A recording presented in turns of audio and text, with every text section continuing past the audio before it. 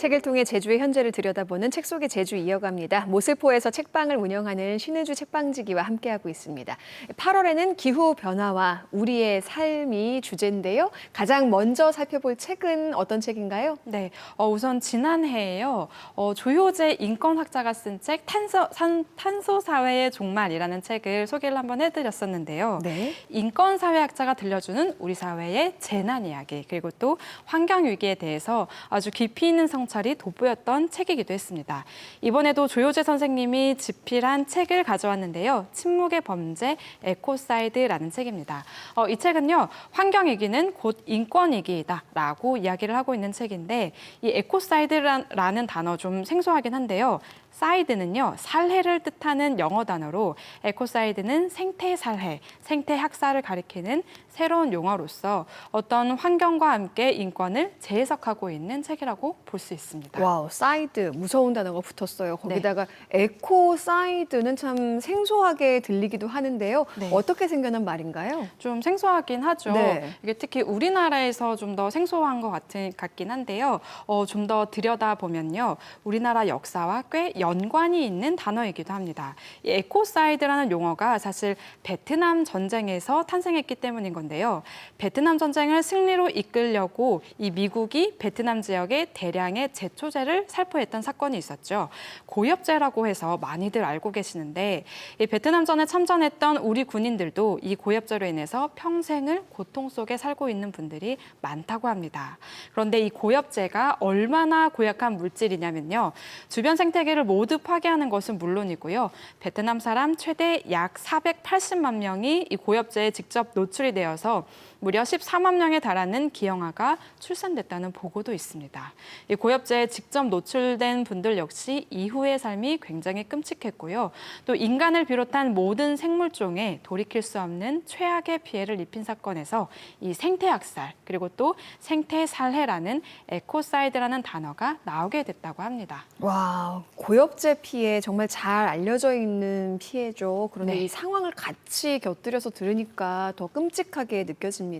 인권과 기후 위기, 이걸 어떻게 연결짓고 있는 건가요? 네, 이 에코사이드가요, 생태 집단 학살을 이야기를 한다면 인간 집단 학살을 뜻하는 제노사이드라는 용어가 또 존재하죠.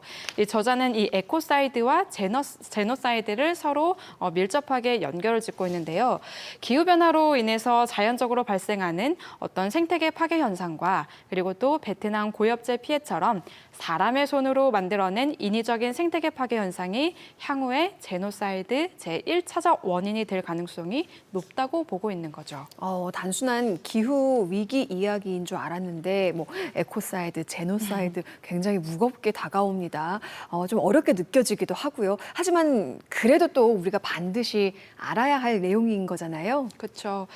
사실 이 기후 위기를 정말 아주 깊숙이 체감하고 있는 이 시기라서 좀 더 많은 분들이 알아두셨으면 하는 그런 내용이 좀 많아서요. 그래서 이 책을 좀 가져오긴 했는데요. 환경 오염이 곧 인권 침해다라는 관점에서 이 책 내용을 좀 더 이해하시면 좋을 것 같습니다. 기후 위기로 인한 재난을 어떤 사회적인 현상으로만 보는 것이 아니라 인권의 차원에서 아주 심각하고 중대하게 고려하고 또 받아들여야 함을 이 책에서는 강조를 하고 있는데요. 그러면서 여러 예시를 들고 있습니다. 예를 들어서 지난 2021년도에 경기도 파주 근처의 임진강변 인근 하천 부지에 붉은 흑산성이 대규모로 쌓인 적이 있었다고 책에서는 말을 하고 있는데요.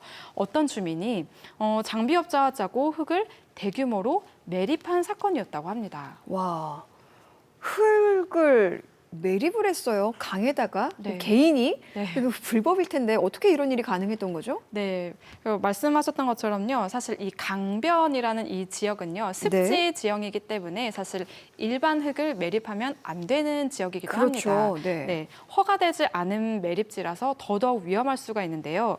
2021년도에 이런 사건이 있은 다음에 이듬해에는 수년 동안 이곳을 찾았던 제두루미 가족들이 자취를 감추었다고 합니다. 흙만 묻은 게 아니라 폐자재도 같이 묻어서 이 토양과 수질이 아주 크게 오염이 됐고 또 흙탕물이 강 하류 지역까지 내려와서 어민들 역시 정말 큰 피해를 입었다고 하는데요. 그곳에 없던 흙을 쌓았을 뿐인데 동물들이 찾아오지 않고 그리고 또 토양과 물이 오염되고 사람 또한 피해를 겪는 이런 일련의 일들이 어떤 하나의 유기체처럼 연쇄작용으로 벌어지고 있는 일인 거죠. 와, 게다가 이제 대규모 매립을 했다고 했잖아요. 네. 어떻게 이런 일이 벌어졌을 수 있을지 이해가 안 가고 결국에는 스스로의 인권 침해를 한 셈이 됐습니다. 네. 이렇게 생태 오염이 경제 활동에 악영향을 미칠 수 있다는 건 많이들 알려진 내용인데 저자가 인권 위기 라는 표현을 굳이 쓴 건 이 외에도 더 많은 인권 침해 사례가 있다 이런 이야기 같아요. 네, 맞습니다. 좀 더 자세하게 이 이야기를 좀 전해드리기 앞서서 질문을 하나 좀 드리고 싶은데요. 네. 이 지구상에 생명 다양성 밀도가 굉장히 높은 곳이 있습니다. 과연 어디인지 혹시 알고 계시나요? 생명 다양성 밀도 열대우림 네. 이런 곳이 아닐까요? 정답입니다. 아, 네. 이 열대우림 그리고 또 이제 열대우림이 굉장히 생명 다양성이 정말 높은 밀도가 높은 지역 중에 으뜸이긴 한데요. 요새 예능을 통해서 이 파뮤라는 단어가 일상어처럼 또 많이 쓰이고 있기도 파뮤 하죠. 왕자 하면서요. 네, 맞습니다. 이 야자 기름인 이 파뮤는요, 세계에서 가장 식물적인 기름 중에 하나로 쓰이고 있는데요. 주로 인도네시아 그리고 또 말레이시아에서 생산이 되기도 합니다. 이 기름이 우리가 흔히 먹는 라면이나 초콜릿, 또 샴푸나 탈취제, 분유까지 정말 다양한 상품에 많이 쓰이고 있는 제품이기도 한데요. 파뮤 주요 생산국인 두 국가는 유명한 열대우림 국가이기도 하죠. 그런데 이 파뮤요, 굉장히 문제가 많습니다. 지속 가능하지 않은 재배 방식이 알려지면서 전 세계적으로 논쟁이 끊임없이 일어나고 있는 생산품 중에 하나인데요. 파뮤를 생산하려고 이 열대우림의 숲을 싹 밀어버리고 그 자리에 야자나무를 대량으로 식재했기 때문입니다. 이 숲을 단적해버리면요, 이 다양성 밀도는 당연히 현저하게 떨어지게 되겠죠. 생물 다양성이 떨어지는 것만 그 문제에서 끝나지 않고요. 생태적으로는 토양이 침식되고 그리고 또 수질이 오염되기도 합니다. 다양한 수종, 식물 등이 사라지면 이산화탄소 흡수율이 자연적으로 떨어지게 되어 있죠. 파뮤가 그렇게 생산되고 있었군요. 그러니까 열대우림을 밀고 네. 야자나무를 새롭게 식재를 하는 거잖아요. 네. 이렇게 열대우림이 사라지면 그곳에 살고 있는 주민들이 피해를 입고 또 주민들 간의 분쟁이 상당할 것 같은데요. 네, 맞습니다. 이런 일들이 정말 많이 일어나고 있는데요. 이 파묘가 돈이 되기 때문에 그것도 아주 큰 자본이 되기 때문에 지역 주민들은 서로 이권을 차지하기 위해서 서로 갈라지고 쪼개지고 있다고 합니다. 환경은 환경대로 갈라지고 또 사람 역시 그렇게 쪼개지게 되는 거죠. 뿐만 아니라 이렇게 적은 돈으로 큰 효율을 얻기 위해서 노동력 착취가 기본 바탕이 되었다고 하는데요. 노동의 질이 정말 열악해서 노동인권 침해가 빈번한 곳이 또 이 파묘 생산지라고 합니다.